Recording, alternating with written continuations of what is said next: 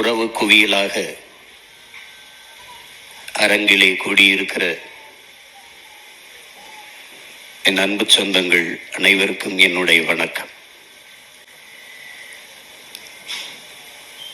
நமக்கு ஒரு கனவு இருந்தது. அது நம் இனத்திற்கென்று ஒரு தனித்த விடுதலை பெற்ற தாயகம்.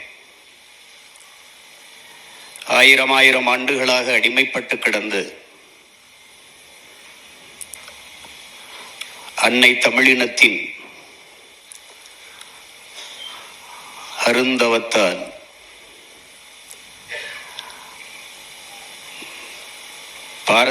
பார்வதி தாயினுடைய வயிற்று வெளியில் வராது தமிழ் பேரினத்தின் வரலாற்று வழியில் பிறந்த ஒரு மகன். நம்முடைய பெரிய தகப்பன் நம்மாழ்வார் அவர்கள் இயற்கை அன்னை, இந்த பூமி தாய் தனக்கு பேரிடர் வரும் காலங்களில் புதிதாக ஒன்றை தன்னை தற்காத்துக் கொள்ள தகவமைத்துக் கொள்வாள் என்று சொல்கிறார்கள். அப்படித்தான் நான் ஆழி பேரலையை, பூகம்பம் என்கிற நிலநடுக்கத்தை, அதையெல்லாம் பார்க்கிறேன். அப்படி உலகில் மிக மூத்த மொழி, ஆதி மொழி, தானாக தோன்றிய தனித்த மொழி,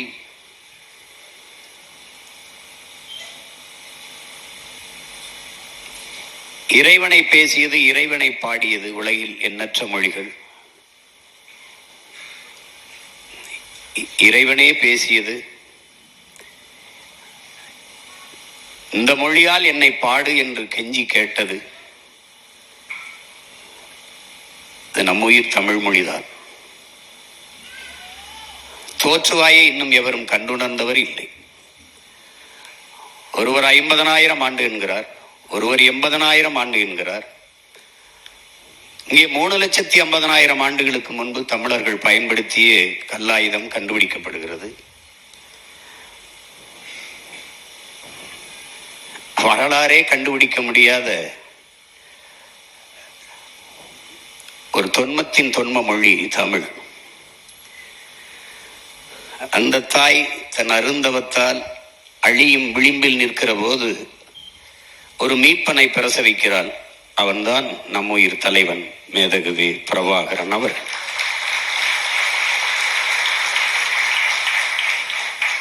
வீழ்ந்த தமிழ் பேரினத்தை, தாழ்ந்த தமிழ் இனத்தை தன்மானத்தோடு தலைநிமிரச் செய்ய வேண்டும் என்று தன் தலையை தர தயாராக வந்தவன் தமிழ் பேரினத்தில் ஒரே ஒரு மகன்தான். என் மாமன் மரத்தமிழ் வேந்தன் இங்கே கூறியது போல தன் முன்னவர்களின் ஒட்டுமொத்த வீரத்தையும் தன் முன்னவர்களின் ஒட்டுமொத்த அறிவையும் ஒன்றே பெற்று ஒற்றை மகனாக பிறந்த பெருவீரன் நம்முடைய தலைவன் மேதகுவே பிரபாகரன் அவர்கள். அதனால்தான் பிரபாகரன் ஒரு பெயர் சொல் அல்ல, தமிழ் பேரினத்தின் தனித்த வரலாறு.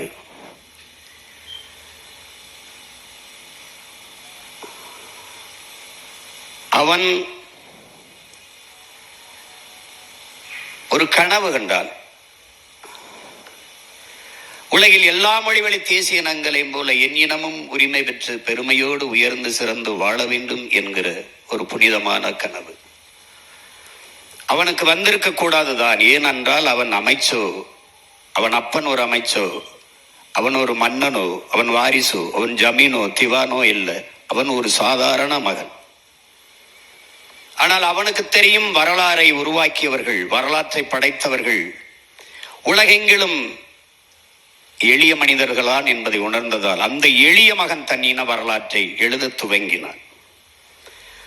அது அவன் முன்னவர்கள் முன்வைத்த தத்துவம் தான். அடிமை வாழ்வினும் உரிமை சாவு மேலானது, சரணடைந்து வாழ்வதினும் சண்டையிட்டு சாவது மேலானது,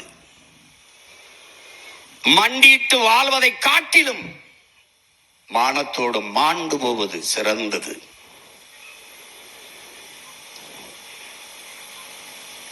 இந்த கோட்பாட்டை உள்வாங்கிய அவன் கொதித்து எழுந்தான். 7 வயது சிறுவனாக இருக்கும் போதே அவன் இதயத்திற்குள் விடுதலை விதை விழுந்து விட்டது. 14 வயதில் தன் வீட்டை விட்டு வெளியேறினான். அந்த சிறுவனை தேடி சிங்கள காவல்துறை வீட்டுக்கு வர,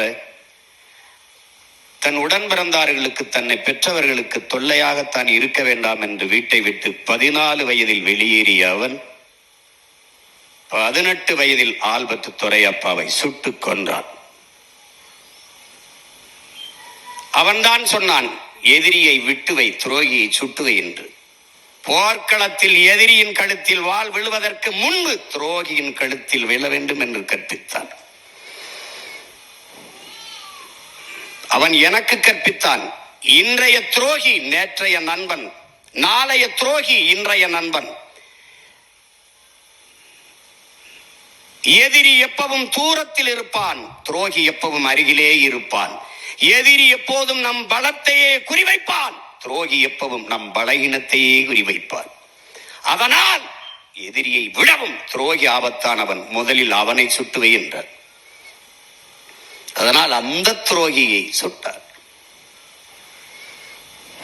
18 வயது சிறுவனின் துவக்கிலிருந்து வெடித்த அந்த தோட்டாவில் அதிர்ந்தது நாடு. மீசை கூட சரியா முளைக்காத அந்த சிறுவனின் படத்தை சுவரொட்டியில் ஒட்டினார்கள். 10 லட்சம் ரூபாய் இவனை காட்டிக் கொடுப்பவர்களுக்கு பரிசு. தலைக்கு 10 லட்சம் வந்து வைத்து இவன்தான் தமிழ் பேரினத்தின் தலைவன் என்ற அடையாளம் காட்டியவன், இனப்பகைவன், சிங்களன்.